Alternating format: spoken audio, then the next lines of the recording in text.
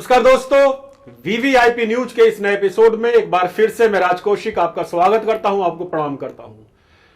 दोस्तों, राम मंदिर की धूम इस समय पूरे देश में मची हुई है। आज से लगभग 3 दशक पहले यानी 31-32 साल पहले मंदिर वाले स्थान पर बाबरी मस्जिद का ढांचा खड़ा हुआ था, जिसको 6 दिसंबर 1992 में लाखों कार सेवकों ने जय श्री राम का उद्घोष करते हुए गिरा दिया था, ध्वस्त कर दिया था। मित्रों, उस समय उत्तर प्रदेश के मुख्यमंत्री थे कल्याण सिंह, और कल्याण सिंह के दाहिने हाथ की तरह काम कर रहे गाजियाबाद के विधायक बालेश्वर त्यागी गृह राज्य मंत्री के रूप में उस समय कार्यरत थे।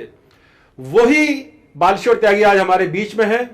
आइए हम जानते हैं उस घटनाक्रम के बारे में, उनसे सुनते हैं क्या उनके अनुभव रहे। बालेश्वर जी, आपका बहुत बहुत स्वागत है, आप पधारे। सबसे पहले यूं तो कई सवाल जहन में है, लेकिन मैं वो सवालों का पिटारा खोलूं। मैं आपसे जानना चाहता हूं कि राम मंदिर का जो मुद्दा था, लाखों करोड़ों हिंदुओं का मुद्दा था, लेकिन वो भाजपा का भी मुद्दा था, आपका सपना था, आपकी पार्टी का सपना था। अब जबकि 22 जनवरी को सपना पूरा होने जा रहा है, प्रधानमंत्री नरेंद्र मोदी की उपस्थिति में रामलला मूर्ति प्राण प्रतिष्ठा होगी, तो जब ये सपना पूरा होने जा रहा, तो इस समय आप क्या महसूस कर रहे हैं?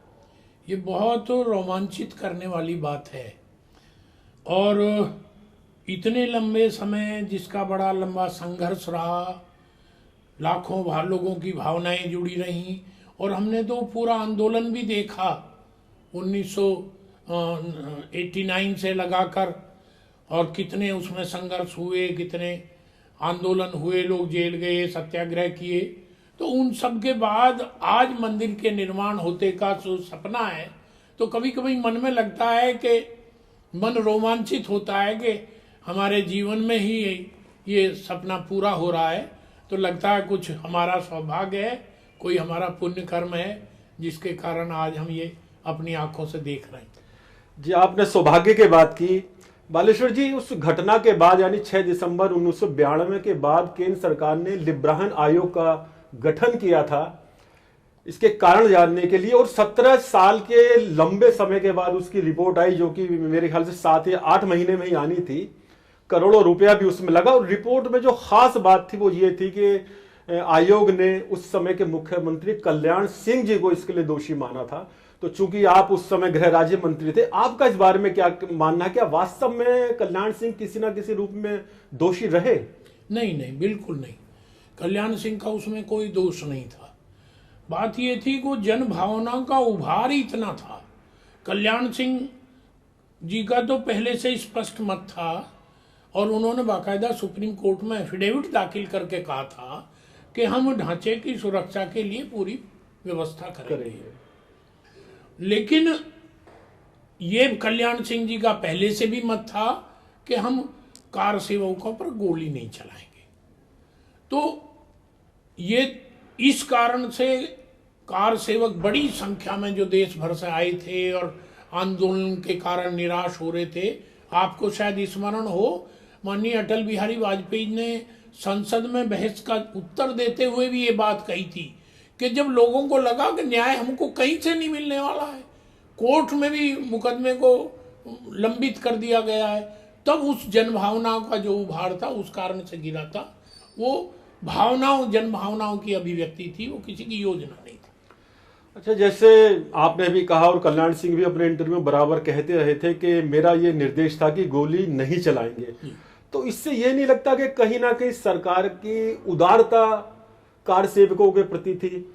और इतनी उम्मीद तो रही होगी कि एक जन सैलाब उभरेगा। आप उस समय गृह राज्य मंत्री थे, पुलिस भी आपके अंडर में थी, तो क्या आपको नहीं लगता कि कहीं ना कहीं व्यवस्था में थोड़ी कमी रह गई थी? नहीं, बात यह है कि गोली चलने का मतलब यह है जहां लाखों की भीड़ है, वहां अगर फायरिंग होगी तो कितने लोग मारे जाएंगे, इसकी कल्पना भी कर सकते हो। और वो कोई किसी प्रॉपर्टी को लूटने नहीं आ रहे थे, वो कोई किसी ऐसी चीज को प्राप्त करने नहीं आ रहे थे, वो उनके धार्मिक भावनाओं के कारण उनका इतना उभार था। तो जो धार्मिक भावनाओं से ओत प्रोत होकर और एक श्री राम जन्मभूमि के मुक्ति के आंदोलन में हिस्सेदारी करने के लिए गए थे। तो ये केवल अनैतिक माने अनैतिक भी लगता था कि हम उन पर गोली चलाएं। और आपको याद है 89 में जो कार सेवा हुई थी उस समय मुलायम सिंह जी ने गोली चलाई थी, उसका कभी हिंदुओं ने मुलायम सिंह को माफ नहीं किया।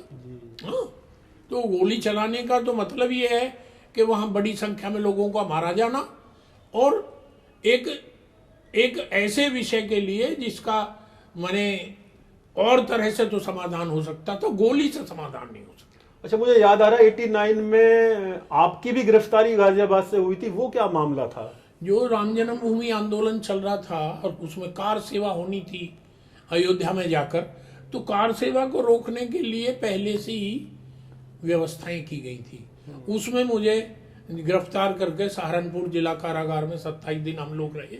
करीब गाजियाबाद के हम 200-250 लोग थे, वहाँ गिरफ्तार रहे। और जब वहाँ पूरा हो गया कार सेवा का कार्यक्रम, जिसमें गोली चली और बहुत सारे लोग मारे गए, उसके बाद हम लोगों को वहाँ से छोड़ा गया जेल से। अच्छा बालेश्वर जी, इस समय ऐसे देश में माहौल बना हुआ है, विपक्षी दल बार बार कह रहे हैं कि भाई ये राम मंदिर का जो मामला है ये भाजपा नहीं बना रही, मंदिर तो ये कोर्ट के आदेश के बाद बना है, लेकिन भाजपा हर मोर्चे पर शेर लेती नजर आती है। जबकि अगर हम थोड़ा इतिहास के पन्ने पलटे तो गर्भगृह का ताला जब खुला तब कांग्रेस की सरकार थी, जब रामलला की मूर्ति बाहर निकाली गई तब कांग्रेस की सरकार थी, पूजा की शुरुआत कांग्रेस सरकार के दौरान हुई और यहां तक कि शिलान्यास तक कांग्रेस की सरकार के दौरान हुआ। लेकिन श्रेय हर हाल में भाजपा ही लेती है, तो कांग्रेस इसका श्रेय नहीं ले पाती या आप लोग उसको लेने नहीं देते? नहीं, ऐसा नहीं है। आप ये देखें कि कांग्रेस ने जो किया, जो किया, जो आपने जैसे घटना बताई, ताला भी खुला, मूर्ति बाहर निकाली गई, कार सेवा का कि वो उसका पूजा हुई, वो सच में राजनीति के लिए था, राजनीतिक लाभ के लिए था। आपको ध्यान हो उसी समय जो चुनाव हुआ था, उस चुनाव में कांग्रेस ने अपनी पहली सभा और फैजाबाद से की थी। तो अब सच बात यह है कि अब ये राजनीतिक लाभ के लिए नहीं है। अब तो आप ये समझिए कि ये हिंदुत्व की जो भावनाएं लोगों में हैं, जो जन जागरण के कारण, मंदिर निर्माण के कारण लोगों की भावनाओं में जो उफान है, उसका भाजपा को लाभ न मिले, इसके लिए प्रयास हो रहा है। इसके लिए बार बार भाजपा पर आक्षेप कर रहे हैं। मंदिर कोर्ट के आदेश से बना रहा है ट्रस्ट, और ट्रस्ट ने ही सारी व्यवस्थाएं की हैं। उसने देश के प्रधानमंत्री को वहाँ बुलाया है कि आप प्राण प्रतिष्ठा के कार्यक्रम का अपने हाथों से, कर कमलों से इसका शुभारंभ करें। तो इसमें भाजपा कहाँ से बीच में आ गई? ये सारा जो विश्व हिंदू परिषद और सारे हिंदू संगठन, संत महात्मा, जो इतने लोग आंदोलन से जुड़े हुए थे, उन सब के प्रयास से सारी व्यवस्थाएं हो रही हैं। तो आनंद तो जो इस आंदोलन में थे और जो राम की कार सेवा में थे, उनके लिए तो सच में आनंद है ही। अब उनकी सक्रियता से अब किसी को दर्द हो तो इसका तो कोई समाधान नहीं। लेकिन आपका और भाजपा का जो आनंद है वो मुझे ऐसा लगता है कहीं ना कहीं कांग्रेस का तो दर्द बहुत ज्यादा बढ़ा रहा है। कांग्रेस के जो वरिष्ठ नेता हैं, सोनिया गांधी हैं, राहुल गांधी हैं, वो मंदिर के मामले में बिल्कुल खामोश हैं। भाजपा पे आरोप जो लगाते हैं वो छोटे नेता तो उनके बहुत लगा रहे हैं, मंदिर की आलोचना भी कर रहे हैं। उदित राज ने तो इसको 500 साल बाद मनुवाद की वापसी तक करार दिया है। तो क्या कांग्रेस की रणनीति है कि बड़े नेता तो खामोश हैं और छोटे नेता विरोध कर रहे हैं? हाँ बिल्कुल, ये आप ठीक कह रहे हैं, यही उनकी रणनीति है। और नहीं तो कायदे में भाई आपका मन नहीं है तो मत जाओ कार्यक्रम में, आपको नहीं लगता, आपका समय नहीं है, मत जाओ। इसमें इसका क्या विरोध है कि वो क्यों जा रहे हैं? ये थोड़ी जिनको निमंत्रण दिया है, बुलाया गया है, जो अतिथि हैं वो जाएंगे। तो इससे तो अनावश्यक रूप से ये एक तरह से ये समझो कि राजनीतिक अपने नुकसान और लाभ के कारण देख रहे हैं, वो गलत है। ये नहीं, ये एक सांस्कृतिक पुनर्जागरण है, इसे कोई नहीं रोक सकता जो उभार है। अच्छा, कहीं न कहीं जो इंडी गठबंधन है उसके नेता भी कुछ कश्मकश में नजर आ रहे हैं। जिनके पास निमंत्रण नहीं है वो कह रहे हैं निमंत्रण नहीं आया, जिनके पास आए हैं वो कह रहे हैं हम तो नहीं जाएंगे। और उधर कर्नाटक में डी सुधाकर जो मंत्री हैं कर्नाटक सरकार के, उन्होंने पुलवामा अटैक की तरह राम मंदिर मुद्दे को बताया है कि भाजपा राजनीतिक स्टैंड है भाजपा का। उधर बिहार में राजद के विधायक वो कह रहे हैं नहीं मंदिर किसी भी हालत में नहीं बनना चाहिए था, फतेह बहादुर सिंह। तो इसे आप किस रूप में देखते हैं? देखो जी, बात यह है राम मंदिर के विरोध के लोग हर समय रहे, और ये जो विरोध है जो चाहे तो पटना में वो लगा रखे फ्लैक्स लगा कर वो किया है फतेह बहादुर ने, और चाहे कर्नाटक में हुआ है, वो वही लोग हैं जो इस देश की सांस्कृतिक विरासत को न मानते हैं न स्वीकार करते हैं, और वो इस सच में इस देश की व्यवस्था को ही नहीं समझ पाते हैं। लेकिन ये जो लोग बाकी जिनको आपको लगता है ये चुप हैं या ये अंदर से इस बात से डरे हुए हैं कि जो आज तक ये लोगों को जातियों में बांटकर, वर्गों में बांटकर, अगड़े पिछड़े में बांटकर, गरीब अमीर में बांटकर, गांव शहर में बांटकर जो लोगों की वोट लेते रहते थे, उन्हें ये लगता है कि ये मंदिर एक ऐसा प्रत्यक्ष खड़ा हुआ एक स्मारक हो जाएगा जो सब लोगों को जोड़ने का होगा, जो समाज को जुड़ता हुआ देख के उनके पेट में दर्द हो रहा। अच्छा, अभी भी ये बात कई कॉर्नर से निकल के आती है कि अयोध्या तो झांकी है, मथुरा काशी बाकी है, तो इस पे आप क्या कहना चाहेंगे? ऐसी कुछ संभावना नजर आती है? देखो, जो आंदोलन चलाया था राम जन्मभूमि का विश्व हिंदू परिषद ने जी, उन्होंने उस समय भी ये कहा था कि ये केवल आंदोलन राम जन्मभूमि के लिए है और इसका मंदिर निर्माण हो, इतना ही हमारा लक्ष्य है, आगे हमारा कोई लक्ष्य नहीं। अब संस्था ने तो जो कहा है, जिन्होंने आंदोलन चलाया उनका तो यही निर्णय। अब क्या होता है मुझे तो नहीं लगता को दोनों अब ये तो कोर्ट उत्साह में में लोग कई लोग कहते भी रहते हैं, अच्छा जो कोर्ट में मामले पेंडिंग है तो कोर्ट की प्रक्रिया से जो भी चलेगा, जैसे भी होगा प्रक्रिया से होगा। अच्छा बालेश्वर, ये 6 दिसंबर 1992 का जो प्रकरण रहा बाबरी मस्जिद ढांचा गिरने का, इसमें एक किरदार तो कल्याण सिंह हैं, लेकिन एक और महत्वपूर्ण किरदार हैं उस समय के प्रधानमंत्री पीवी नरसिंह राव। बहुत से लोगों का ये कहना है कि वो चाहते तो इस घटना को रोक सकते थे, लेकिन कहीं ना कहीं उनका हिंदूवादी मन था जो उन्होंने समय रहते एक्शन नहीं लिया, कल्याण सिंह सरकार को बर्खास्त नहीं किया। जबकि जो आयोग गठित हुआ था उसने नरसिंह राव को क्लीन चिट दी है कि इनके हाथ में उस समय तक ऐसा अधिकार नहीं था कि सरकार को बर्खास्त कर सकते। और स्थिति ये रही कि उनके निधन के बाद उनके पार्थिव शरीर को कांग्रेस मुख्यालय तक में नहीं रखने दिया गया था। तो इस किरदार को आप किस रूप में देखते हैं? देखो, नरसिंह राव का इसमें कोई इस आंदोलन के प्रति कोई सॉफ्ट कॉर्नर हो या राम जन्मभूमि मंदिर के प्रति कोई सॉफ्ट कॉर्नर हो या श्री राम के प्रति उनके मन में कोई वो हो, उसमें ऐसा कुछ लगता नहीं। उन्होंने तो बाकायदा जितनी व्यवस्थाएं करनी थी वो सारी व्यवस्थाएं की, और मामला चूंकि सुप्रीम कोर्ट में था और सुप्रीम कोर्ट में बाकायदा उत्तर प्रदेश के मुख्यमंत्री कल्याण सिंह जी ने एफिडेविट दाखिल किया, सुप्रीम कोर्ट ने एफिडेविट मांगा, तो सुप्रीम कोर्ट के एफिडेविट के बाद ही वहां कार्यक्रम हो पाया, नहीं तो सुप्रीम कोर्ट ही उसे रोक देती तो शायद कुछ दिक्कत हो जाती।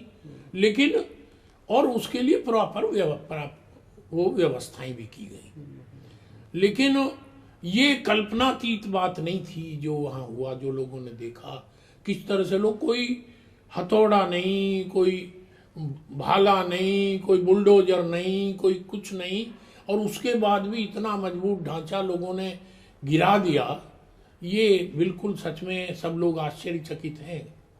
अच्छा, आखिर में बिल्कुल सीधा सवाल, आप उस सरकार के हिस्सा थे, गृह राज्य मंत्री थे, पुलिस प्रशासन आपके अंडर में था, क्या ये ना माना जाए कि 6 दिसंबर की घटना सुनियोजित थी? ना, बिल्कुल नहीं। ये बिल्कुल एक अकस्मात और जनभावनाओं के उभार के कारण ही घटना हुई थी। लेकिन आप इसमें मैं एक बात कहना चाहता हूँ, रेखांकित करना चाहता हूँ, क्योंकि मैं 6 दिसंबर को कल्याण सिंह जी के आवास पर था और ये ढांचा पे चढ़ जाने की सूचना आने से पहले मैं वहाँ उनके साथ था और त्याग पत्र देने तक मैं उनके साथ रहा। इसलिए मैं कह रहा हूँ कि एक बार तो उस समय डीजीपी पुलिस थे SVM त्रिपाठी, वो आए और उन्होंने कहा कि मुझे आप हवाई जहाज उपलब्ध करो, मैं जाके व्यवस्था देखता हूँ। कल्याण सिंह जी ने कहा तुरंत आपको हवाई जहाज मिलेगा, आप चले जाओ। लेकिन मेरा सुझाव ये है कि जैसी वहाँ भीड़ की सूचना है और जैसा माहौल है वहाँ कुछ कर पाओगे मुझे नहीं लगता। अगर आप चाहो, मेरा सुझाव है आप यहीं से सब निर्देश जारी करो। लेकिन साथ ही कल्याण सिंह जी ने चीफ सेक्रेटरी को बुलाया और चीफ सेक्रेटरी और होम सेक्रेटरी से ये कहा कि हो सकता है कल ये सरकार ना रहे और अधिकारी के नाते आपको दिक्कत हो, तो आप हमसे ऑर्डर ले लो, हमारा ऑर्डर है, गोली नहीं चलेगी। तो होम सेक्रेटरी और चीफ सेक्रेटरी गए और पूरी फाइल तैयार करके लाए कि ये परिस्थिति है अयोध्या में और कार सेवक ढांचे पर चढ़े हुए हैं और तोड़ रहे हैं आप। तब उन्होंने कल्याण सिंह ने ये लिखित ऑर्डर रहा, लिखित में अपने हाथ से पेन से अपने से लिख के दिया कि गोली किसी कीमत पर नहीं, गोली चलाने के अलावा जो भी उसकी सुरक्षा के लिए आवश्यक कदम है वो सब उठाए। तो ये तो है कि उनका ये निश्चय था कि कार सेवकों पर गोली नहीं चलेगी। उनका भावनात्मक लगाव भी था, वो खुद भी 89 वाला अनुभव भी था। वैसे भी वो खुद भी तो कार सेवक के रूप में ही अपने आप को देखते थे। हाँ। अच्छा, उसके बाद कल्याण सिंह जी के कई इंटरव्यू मैंने देखे सुने हैं, तो उसमें जहां एक पक्ष ये कहता रहा कि 6 दिसंबर 1992 की घटना राष्ट्रीय शर्म की घटना है, राष्ट्रीय श्रम का दिन था, लेकिन कल्याण सिंह बाद तक ये कहते रहे नहीं, वो राष्ट्रीय श्रम नहीं, राष्ट्रीय गर्व का विषय है। तो आज 31-32 साल बाद आप इस दिन को किस रूप में देखते हैं?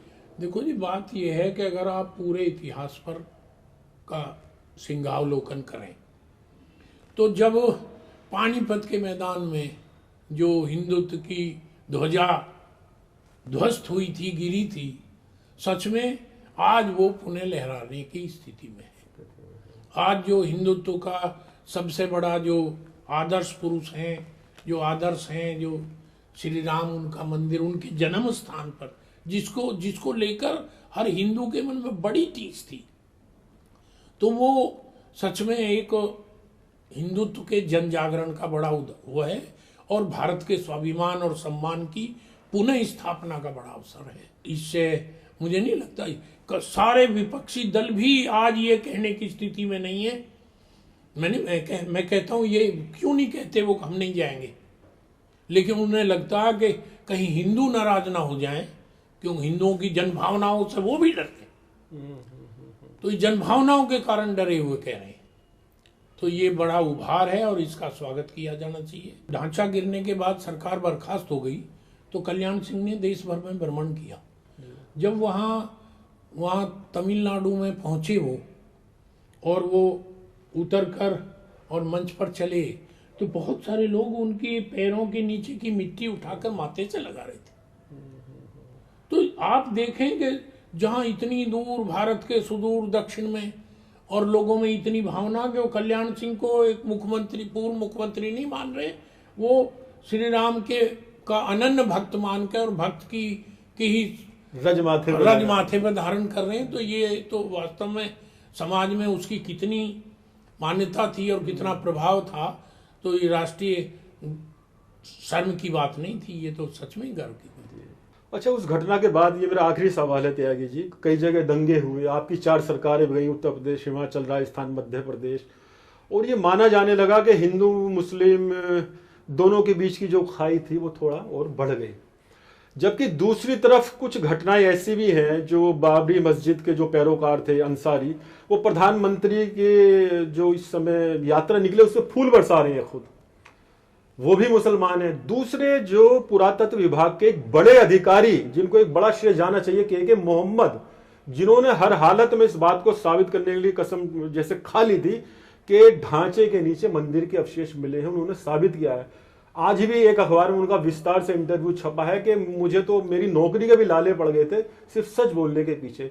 तो कुछ ऐसे मुसलमान भी हैं जो कि वहां राम मंदिर में यकीन रख रहे हैं। तो इस बात, इसको आप किस नजरिए से देख रहे हैं? क्या एक बदलाव का संकेत है? नहीं, निश्चित तौर पे संकट के समय ही चीजें उभर कर आती हैं। जब कोई बड़ा विवाद का समय होता है, उसी में से कुछ नई अच्छी चीजें भी कई बार उठकर सामने आती है। अब बहुत सारे लोग, मुस्लिमों में भी ये समझ में आ रहा है लोगों को कि आखिर ये राम हमारे भी तो पुरखे थे जी। हाँ, जैसे इंडोनेशिया वाले आज भी मानते हैं, रामायण का मंचन करते हैं वहाँ कि राम हमारे पुरखे थे, हमारे पूर्वज थे, हमने धर्म बदला, पुरखे नहीं बदले।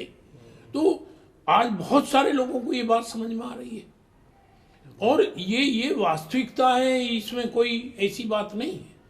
तो लेकिन लोगों का हित जो था वो तनाव रहने में था, इसलिए तनाव बढ़ता है।